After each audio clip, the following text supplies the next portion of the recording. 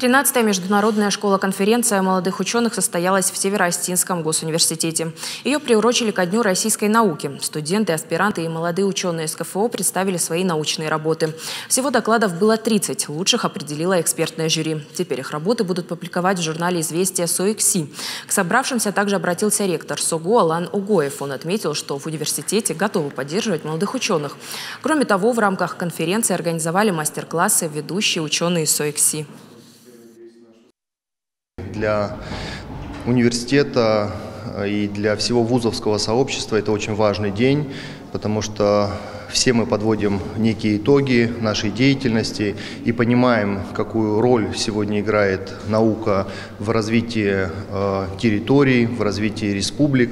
И, безусловно, приход в науку молодых ученых должен сыграть и внести свой вклад в более динамичное и более креативное исследование.